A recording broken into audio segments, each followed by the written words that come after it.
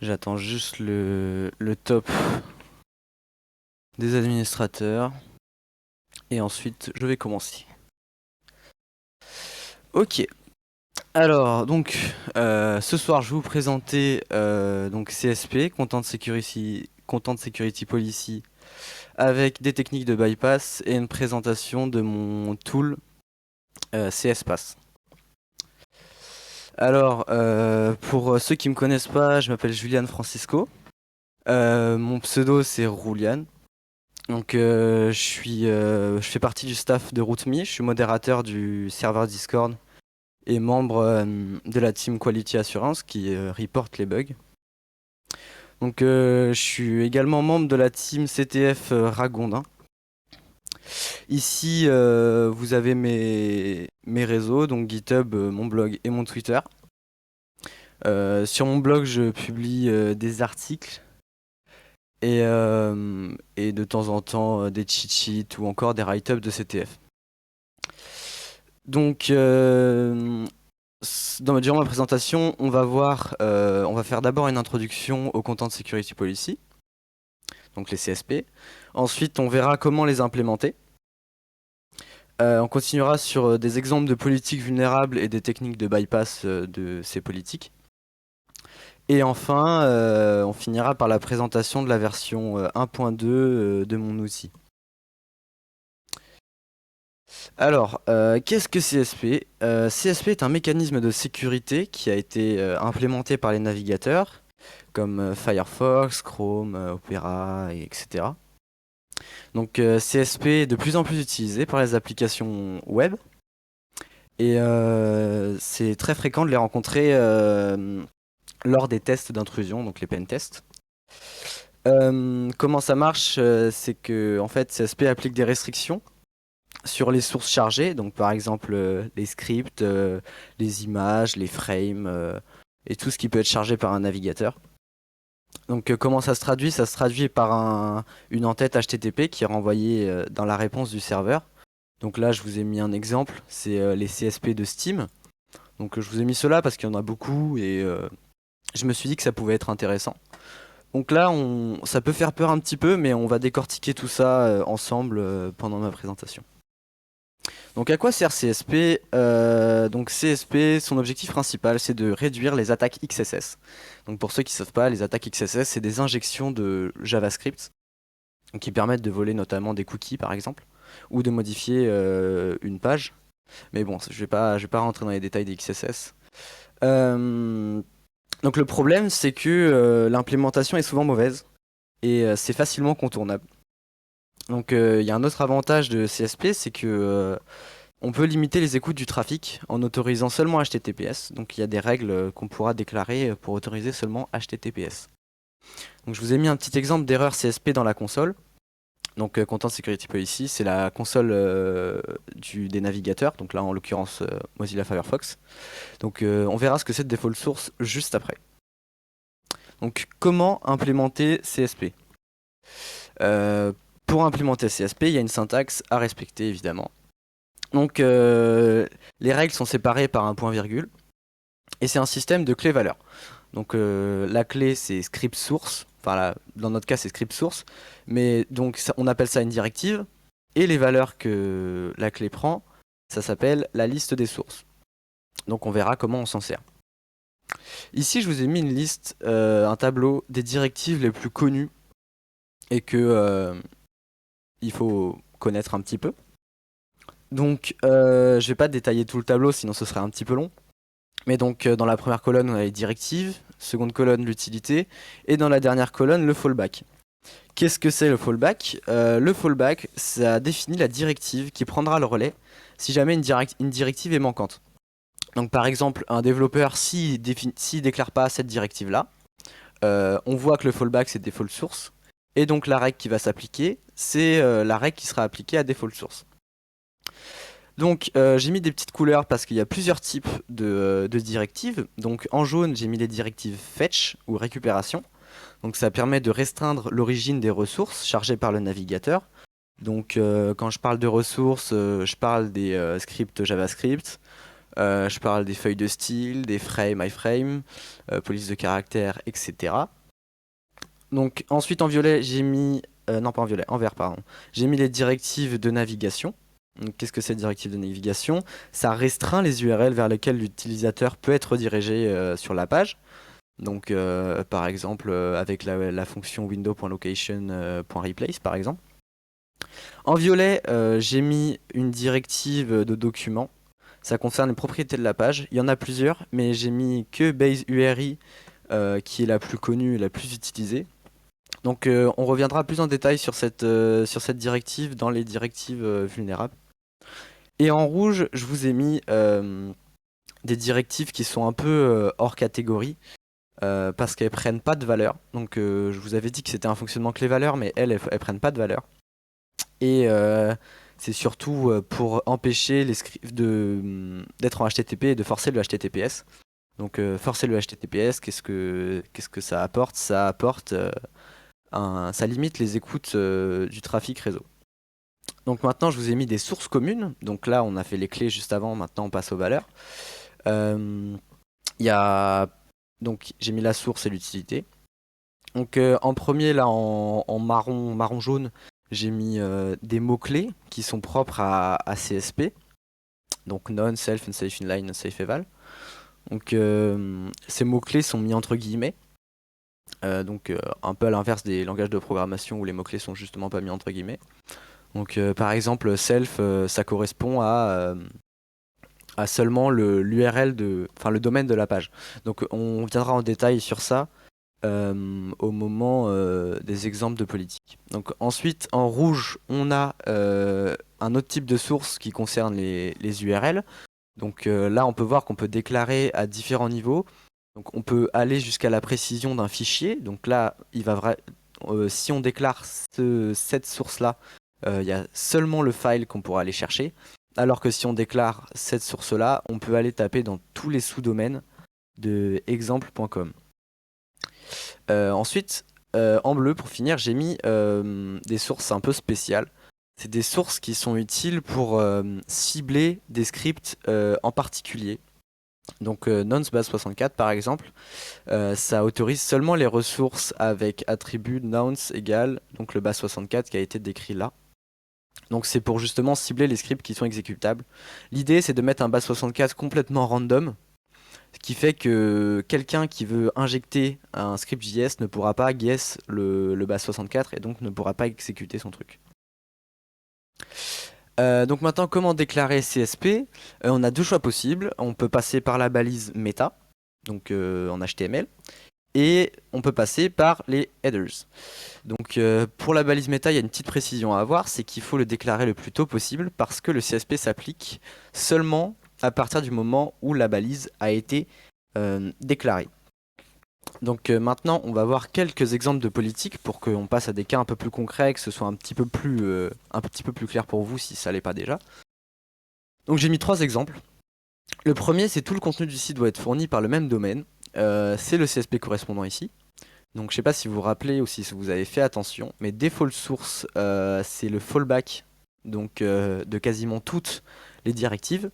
Ce qui fait que si on fait default source self, toutes les sources de quasiment tous les éléments qui seront chargés par la page vont être restreints à self. Donc self c'est l'URL de base de la page. Donc imaginons que maintenant ça ne nous suffise plus. On a besoin de charger des sites, enfin des fichiers de supersite.fr.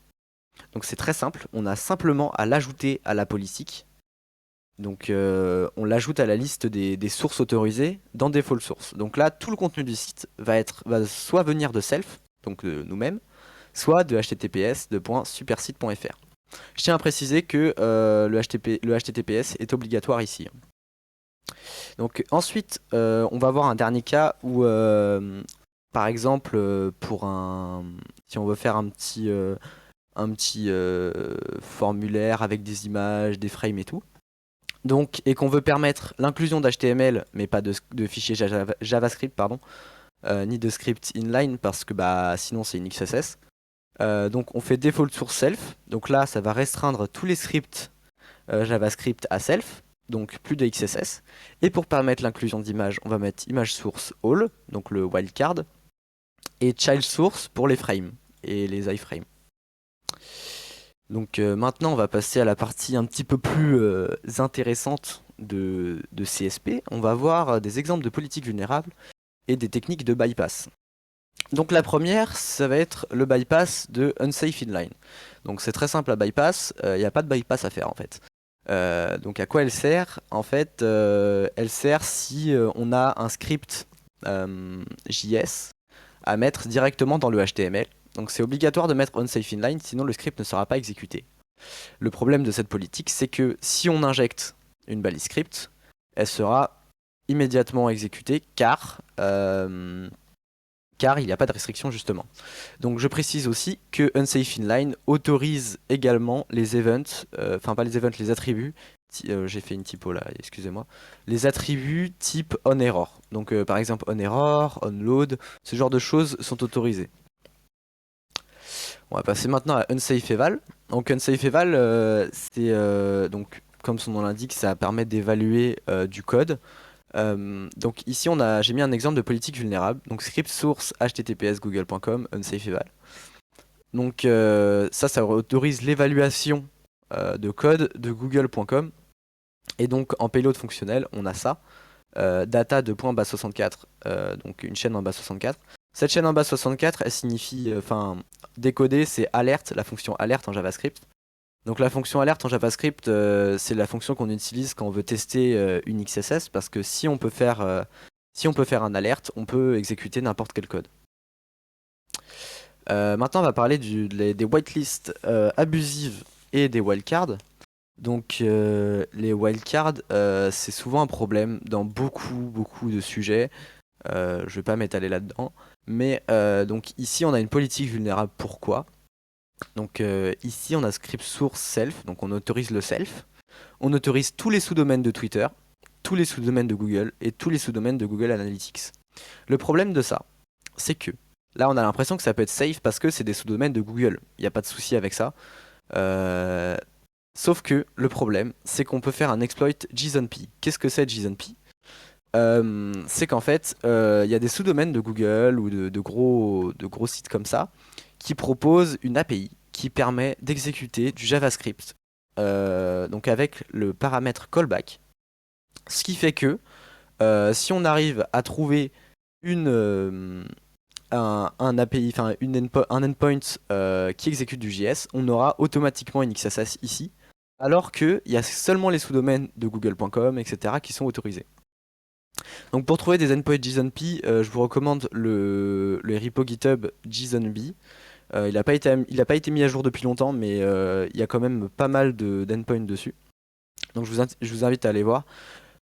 Alors, maintenant on va passer aux oublis de certaines politiques qui sont très importantes. Donc l'oubli de base URI, j'aime bien cet exploit parce que je le trouve rigolo. Mais en fait, c'est que qu'est-ce que c'est la balise base? La balise base, en fait, ça permet de changer l'URL de base du site. Donc voici un exemple pour vous montrer. Si à la base on a ça comme balise script, donc on s'attend à ce que y ait notre URL ici et qu'ensuite ça reconstruise l'URL avec l'URL de notre page. Sauf que si on fait une injection de la balise base juste là, ça transforme donc l'URL relative en URL absolue avec notre site malicieux. Donc en ayant créé au préalable un script JavaScript sur notre site, on pourra automatiquement faire une injection XSS. Merci Norage pour le lien JSONB sur le salon. Maintenant on va parler de l'oubli de form action. Donc ça aussi c'est assez rigolo. C'est que si on fait un form action... Non, je vais d'abord décrire ce que c'est action. Donc action en fait c'est un attribut de la balise form qui dit quelle est la destination du formulaire. C'est qu'en fait quand on soumet un formulaire, il y a des paramètres qui sont envoyés et donc en fait si on met un form action avant avant un form déjà existant. Donc si on injecte une balise form, ça va automatiquement changer l'action. Donc si on met pas le form action qui permet de réduire, de restreindre les URL possibles, on peut très facilement récupérer les paramètres post, get, peu importe. On peut récupérer tous les paramètres sur notre site malveillant. Donc maintenant, on va passer à la présentation de la version 1.2 de CSPass. Donc qu'est-ce que c'est CSPass? C'est un outil open source que j'ai développé et que j'ai sorti le 1er novembre 2021. Donc à quoi ça sert? Il y a plusieurs fonctionnalités, mais grosso modo, ce que ça fait, c'est que ça va scan les CSP d'une page qu'on lui renseigne, et ça va, si on active le mode dynamique, ça va aussi tester les payloads, ce qui fait qu'on peut on peut savoir directement si le payload a marché ou pas. Donc voilà. Quels ajouts dans la version 1.2? J'ai ajouté des payloads parce qu'en fait le tool se base sur un dictionnaire de payload. Donc vous pourrez jeter un œil au code parce qu'il est open source si vous le souhaitez. Donc maintenant aussi ça affiche les CSP qu'il trouve parce que avant je l'avais pas fait, je ne sais pas pourquoi. Donc il y a possibilité de spécifier des cookies aussi. Les fallbacks sont pris en compte pour l'exploit. Ça ping la page avant de commencer le scan. Et autre truc assez gros que j'ai ajouté, enfin assez gros, assez pratique, c'est que j'ai ajouté un Docker avec 3 pages vulnérables où vous pouvez tester CSPass avant de l'utiliser en CTF par exemple. Ce qui est super pratique. Donc je vais vous faire une petite démo après en utilisant justement ce Docker. Et aussi ça détecte les patchs pour limiter les faux positifs parce que des fois on a, avec le système de dictionnaire, le problème c'est que ça peut mettre des faux positifs. Mais du coup, j'ai essayé de réduire ça en détectant des potentiels patchs. Donc on va passer à une petite démo. Donc là, j'ai mon environnement CSPass où je vais lancer le, le Docker. Donc voilà, là, je récupère l'IP. Vous inquiétez pas pour le zoom, là, c'est juste pour lancer l'environnement. Pour la démo, j'ai zoomé plus que ça. Hop. Donc, je vous montre un peu la page. Donc là, c'est très simple. Il y a 3 liens. Je vais vous expliquer pourquoi j'ai mis 3 liens après. Mais donc 3 liens de pages vulnérables. Donc là ça se voit pas très bien, mais c'est pour exploit unsafe inline par exemple. Et donc j'ai mis des CSP dessus. Donc on va utiliser CSPass maintenant, qui est là. Est-ce que c'est assez zoomé ou pas là, s'il vous plaît? Si je tape des commandes. Ok. Donc on va lancer une attaque. Donc on spécifie la target avec -t. Et je vais vous montrer 2 paramètres qui sont super pratiques. C'est le all pages, donc qui permet d'aller chercher tous les liens. Du coup, au lieu d'exploiter seulement les CSP de cette page-là, donc il n'y en a même pas, ça va essayer d'exploiter toutes les pages qu'il trouve. Et on va activer le mode dynamique parce que c'est ce que je trouve le plus intéressant. Donc on va le lancer. Tac. Donc là, il va chercher tout ce qu'il peut. Donc on va laisser le temps de tourner. Ça nous met vuln quand il fait un scan passif, entre guillemets, parce qu'il va scanner, il va chercher dans le dictionnaire, donc ça c'est très rapide. Et il nous met un succide quand ça marche. Donc il nous met un petit succide quand ça marche. Ça c'est quand c'est testé dynamiquement. Si vous avez un succide, c'est que vous avez une XSS. Je vais vous le prouver quand le scan sera fini. Tac tac tac, parce que du coup avec les all pages, il a scanné un peu tout. Tac tac tac, j'attends qu'il finisse. Ah oui, et il prend en compte aussi le JSON-P. Voilà. Du coup, il nous fait des exploits JSON-P. Alors, donc là normalement c'est fini, scan finished. On va aller chercher, on va essayer d'exploiter CSPass2. Donc CSPass2 c'est une des sources de mon Docker. Donc en allant chercher le Docker, on va sur CSPass2. Et donc on a copié-collé le payload, on va le mettre. Et là qu'est-ce qu'on a? On a notre alerte qui est là. Donc alerte, c'est la fonction JavaScript qui est testée qui est utilisée pour tester les XSS. Donc si vous avez une alerte, c'est bingo, donc c'est XSS, c'est vol de cookies, c'est tout ça. Du coup, voilà. J'en ai fini pour la présentation du tool. et j'en ai également fini pour ma petite présentation. Merci pour votre écoute. N'hésitez pas à poser des questions, j'y répondrai avec plaisir. Et j'espère que j'ai été clair et concis.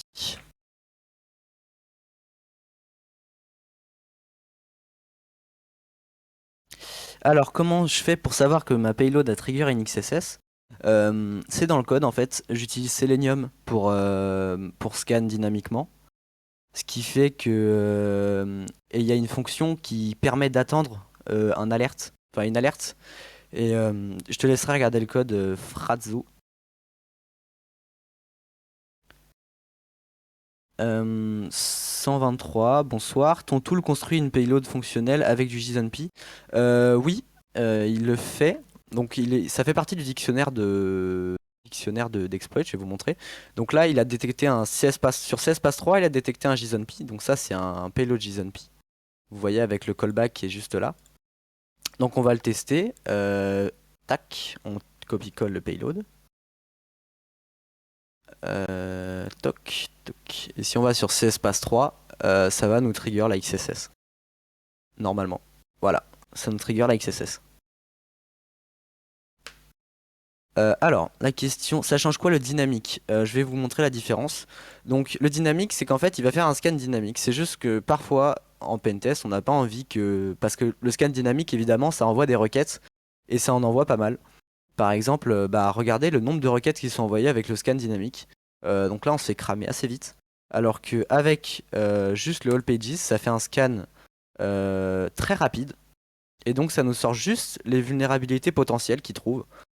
Donc, on n'est pas sûr que ça marche. C'est juste il nous dit, bah, avec les CSP que j'ai trouvé, je pense que tu es capable d'exploiter ça. Et du coup, en CTF, c'est pratique le dynamique, comme ça on peut tester directement.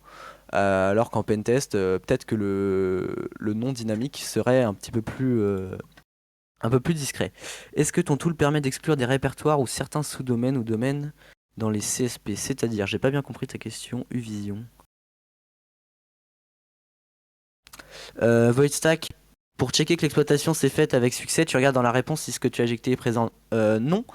Parce que parfois, c'est en fait le problème avec CSP, c'est que le script il est bien inclus dans le HTML, sauf que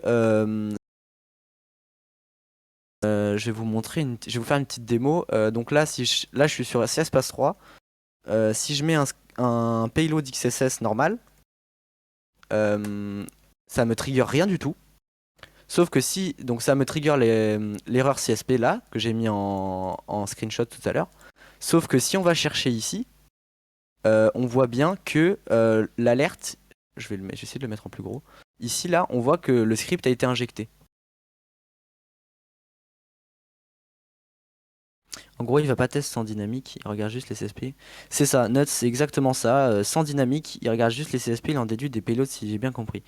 Alors, Uvision, si tu trouves un certain répertoire exclu, si une CSP contient un domaine exclu. Non, il fait pas de ça. Mais n'hésitez pas à mettre des issues sur le repo, donc qui est là.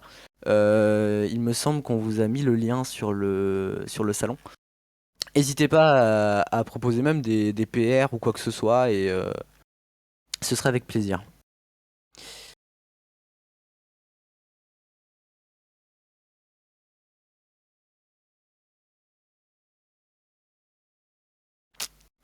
Aussi, autre truc, le tool détecte les HTML spécial char parce que il y a une fonction PHP qui permet d'empêcher les injections XSS.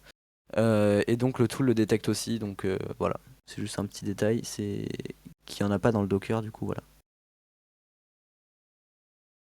Donc il reste 5 minutes, donc je réponds à vos questions avec plaisir.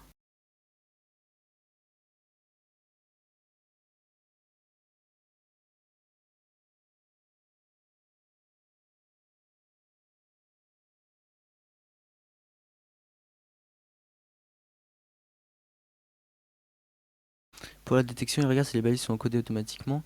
Oula, j'ai du mal à lire ton pseudo. Esne Lunatic. Pour la détection, il regarde si les balises sont encodées automatiquement. Tu parles pour la détection de HTML spécial char?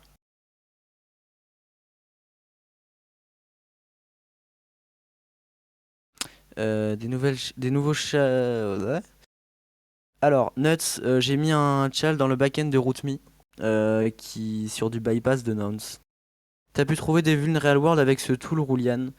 VoiceSack, j'en ai trouvé en CTF, mais j'en ai pas trouvé. Je saurais même pas dire le nom du CTF, c'est triste, mais pas en real world parce que je fais pas de pentest ni de bug bounty.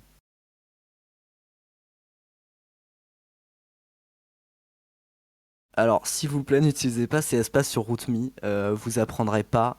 Ce qu'il faut faire, c'est faire à la mano et voilà, vous apprendrez pas en essayant les tools, hein. Euh, alors, SD Lunatic, pour la détection, il regarde si les balises sont encodées automatiquement. Oui, en fait, ce qui se passe pour tester, en fait, le tool teste aussi qu'il y a bien que la chaîne de caractères est bien reflected dans le DOM.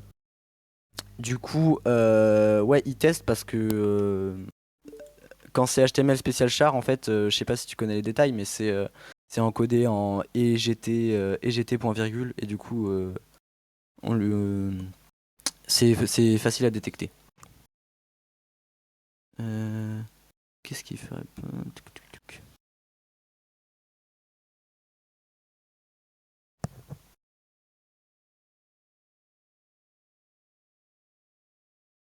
Dans tous les cas, si vous avez des questions sur le code, vous pouvez aller regarder, hein. Au niveau du scan, ah pardon, Evix, j'avais pas vu ta question. Au niveau du scan des vulnérabilités, ton tool il se base sur un dictionnaire de vulnes connus. Oui, et c'est moi qui ai rentré les vulnes et dès que j'en trouve des intéressantes, en fait, faut que je les teste et tout. Et ensuite, je les ajoute au dico. Et ensuite, je fais un push sur les GitHub, comme ça, vous avez automatiquement les updates. Mais oui, ça se base sur des vulnes connues. Je vais peut-être me lancer dans la recherche de CSP dans les semaines qui viennent. Qui sait, peut-être une zero day CSP. Merci, Null Pointer.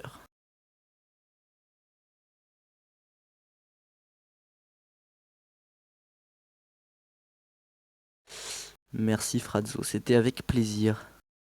Il y a une raison pourquoi tu aimes autant les XSS et le bypass de CSP. Bonne question. C'est la première vraie faille que j'ai apprise parce que je me suis mis à la cybersec il n'y a pas non plus des décennies. Donc c'est la première faille la première vraie faille que j'ai réussi à exploiter. Et CSP, je sais pas pourquoi, ça me passionne, mais voilà. Les CSP sont fonctionnels contre tout type de XSS. En fait, ça dépend de la configuration. Les CSP ils bloquent les XSS quand bah si c'est bien implémenté. Mais j'ai du mal à comprendre la question en fait, la question de Twitch. Les CSP sont fonctionnels contre Twitch. Avec plaisir, Jonathan. Combien de temps ça t'a pris de dev l'outil? Je suis arrivé en cours du stream, j'ai peut-être raté l'info. Combien de temps j'ai pris? Ça m'a pris, je crois, un mois, un truc comme ça. Bonsoir, t'as essayé ton tool sur des cas réels. T'as eu quoi comme résultat? Donc comme je disais à VoiceStack, je fais pas de bug bounty encore, ni de pentest. Donc en cas réel, non. Mais en CTF, ça m'arrive de m'en servir quand il y a des CSP. Non, je pense que les deux derniers.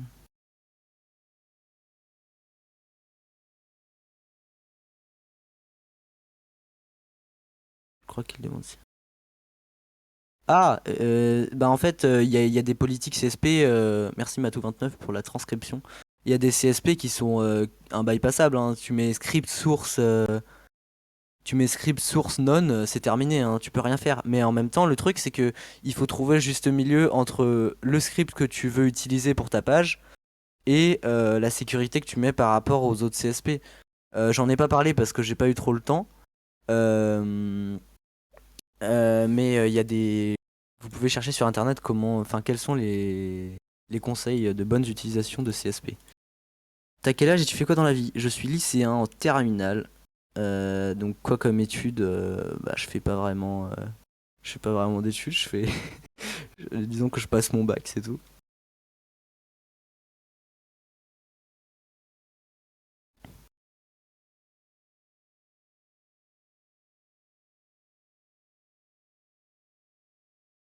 Oui, il y aura des rediffusions type. Donc en tout cas, merci beaucoup de m'avoir écouté et merci pour votre intérêt. Ça m'a fait plaisir. Vous êtes un bon public. Je vais laisser la parole à Voidstack si personne n'a de questions, mais dans tous les cas, je suis quand même sur le VOC. Enfin, je répondrai aux questions ou au pire, vous pouvez me DM, il n'y a pas de souci, je répondrai avec plaisir.